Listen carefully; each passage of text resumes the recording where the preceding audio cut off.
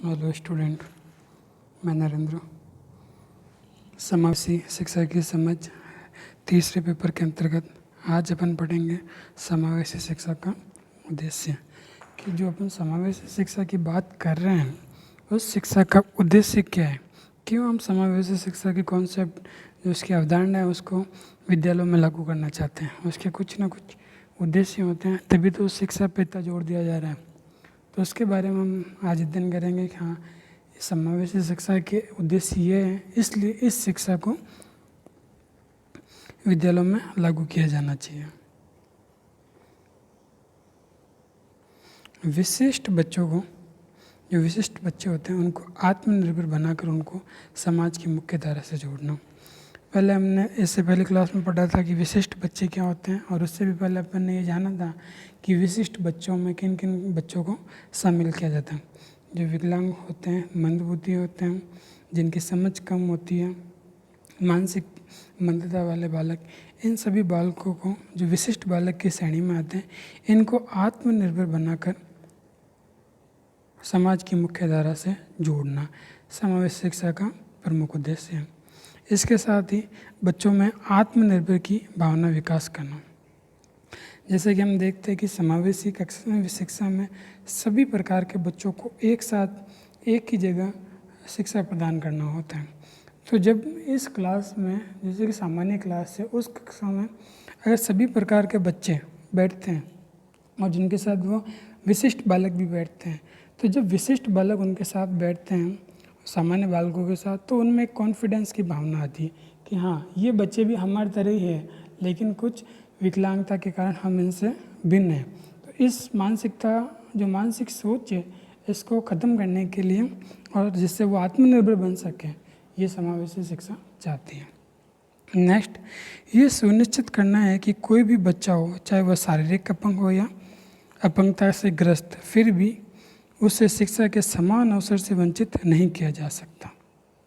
अपन देखते हैं कि शारीरिक अपंग, मानसिक अपंग, ये सब समावेशी शिक्षा कहती है कि जो शारीरिक विकलांग है या मानसिक विकलांगता है, तो इनको शिक्षा से क्यों परे किया जा सकता है। तो उसी कॉन्सेप्ट को लेकर समावेशी शिक्षा का उद्देश्य है कि हाँ, जो भी बच्चे हैं, जो शारीरिक हो चाहे मानसिक हो, किसी भी प्रकार से हो, वो शिक्षा से वंचित नहीं रहने चाहिए, तो उनको भी समावेश शिक्षा दी जानी चाहिए। विशिष्ट आवश्यकता वाले बालक बच्चे होते हैं, उनको शिक्षा प्रदान करना। शैक्षणिक में प्रजातांत्रिक मूल्य की स्थापना करना। जो शैक्षणिक गतिविधियाँ होती है, जो शैक्षिक क्षेत्र है या जो शिक्षा का क्षेत्र है, इस क्षेत्र के अंतर्गत जो प्रजातांत्रिक मूल्य होते हैं, उनकी स्थापना भी समावेशी शिक्षा का एक उद्देश्य है। समाज में दिव्यांगत संबंधी फैली बुराइयों को दूर करना। समाज में जो दिव्यांगत संबंधी, मतलब दिव्यांगों के लिए जो बुराइयाँ फैली है, उन बुराइयों को दूर करना। जैसे कि उसमें ये बताना है कि जो विकलांग है वो पीछे रहता है, हमेशा ज़िंदगी में कुछ कर नहीं सकता या शिक्षा के क्षेत्र में पिछड़ा रहता है। तो ये जो भ्रामकताएँ फैली हुई है, इन भ्रामकताओं को दूर करना भी समावेशी शिक्षा का उद्देश्य है।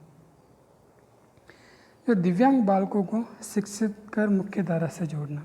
अब उनको किसी न किसी रूप में शिक्षित करना ही है, ये उनको समावेशी की शिक्षा के द्वारा ही प्रदान। हम जैसे कि कुछ समय से पहले बात करें कि जो विद्यार्थी होते हैं उनको, जो दिव्यांग होते हैं उनके लिए, जो विकलांग होते हैं उनके लिए, इनके लिए सबसे अलग विद्यालयों की व्यवस्था की गई थी। लेकिन इस समय उनका ये नया कॉन्सेप्ट है कि इसमें अलग विद्यालयों की स्थापना न करके सभी विद्यार्थियों को एक साथ पढ़ाया जाए तथा उनको शिक्षा की मुख्य धारा के साथ जोड़ा जाए।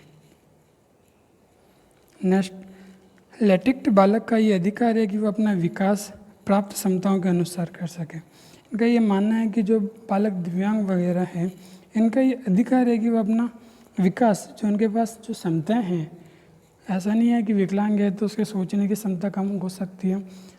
अगर ऐसा है कि अगर किसी बालक मानसिक मंदता है तो शरीर से एकदम फिट है, तो अगर वो शरीर से फिट आदमी जो काम कर सकता है वो खुद कर सकता है, जो मानसिक विकास के कारण न कर पा रहा हो, तो जिनकी क्षमताएं हैं उनके कारण वो विकास कर सकता है।